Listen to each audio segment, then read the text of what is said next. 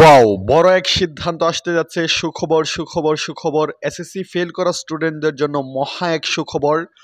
আগামীকাল বড় এক আন্দোলনের মাধ্যমেই বড় এক সিদ্ধান্ত আসতে যাচ্ছে। আবারও সাপ্লিমেন্টারি পরীক্ষা বা আবারও তোমাদের ফেল স্টুডেন্টদের পরীক্ষা আবারও নেওয়া হবে কিনা সে বিষয়ে একটা বড় সিদ্ধান্ত আসতে যাচ্ছে। দেখতে পাচ্ছ যে তোমাদেরকে নিয়ে যদি এই তথ্যটা আবার একটু পড়ি, দেখতে পাচ্ছ যে তারিখ রবিবার 20 জুলাই 2025, মানে আগামীকাল। সময় সকাল 10টা থেকে। সকাল 10টা থেকে আবারও একটা বড় আন্দোলন হতে যাচ্ছে, যে আন্দোলনের মাধ্যমেই মূলত তোমাদের বড় একটা সিদ্ধান্ত আসবে। তোমাদের পরীক্ষা হবে কিনা, যারা ফেল করেছে তোমাদের আরও একটা সুযোগ দেওয়া হবে কিনা। ঠিক আছে, আরও একটু নিচের তথ্যগুলো যদি আমরা পড়ি, মেইন যে আন্দোলনটা সেটা হবে জেলা প্রশাসন ভবন, শিক্ষা বোর্ড অফিস, প্রেস ক্লাব সহ গুরুত্বপূর্ণ স্থানগুলোতে। তারপর এখানে দেখতে পাচ্ছ আসতে চলেছে বড় এক সিদ্ধান্ত।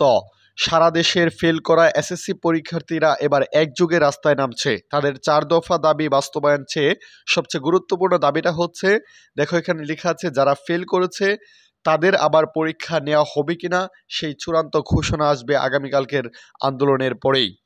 তারপর এখানে দেখতে পাচ্ছ যে শিক্ষার্থীদের দাবিগুলো, অ্যাকচুয়ালি শিক্ষার্থীদের বেসিক দাবিগুলো কী ছিল। প্রথমত ছিল সাপ্লিমেন্টারি পরীক্ষা চালু করতে হবে। তারপর আছে ভুলভাবে খাতা মূল্যায়নের প্রতিবাদে তদন্ত কমিটি গঠন করতে হবে। 3 নম্বরে আছে বোর্ড চ্যালেঞ্জের স্বচ্ছতা নিশ্চিত করতে হবে।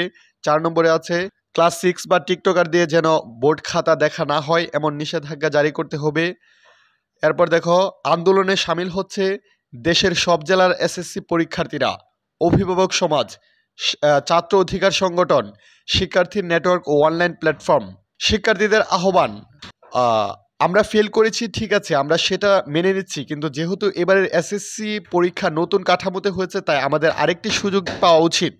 আমরা চাই আমাদের আবারও প্রমাণ করার একটা মঞ্চ দেয়া হোক। একবার নয়, প্রয়োজনে বারবার পরীক্ষা দিন, কিন্তু সুযোগটা দিন।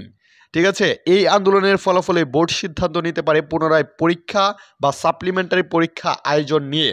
মানে তোমাদের আবারও পরীক্ষা হবে কিনা সেই সিদ্ধান্তটাই আগামীকালে একটা বড় সিদ্ধান্ত হতে যাচ্ছে।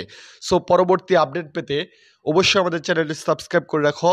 নতুন আপডেট পেতে অবশ্যই তোমাদের সামনে নিয়ে আসবো। ঠিক আছে, ধন্যবাদ সবাইকে। লাস্ট আপডেট এটাই ছিল, জানিয়ে দিলাম সবাইকে।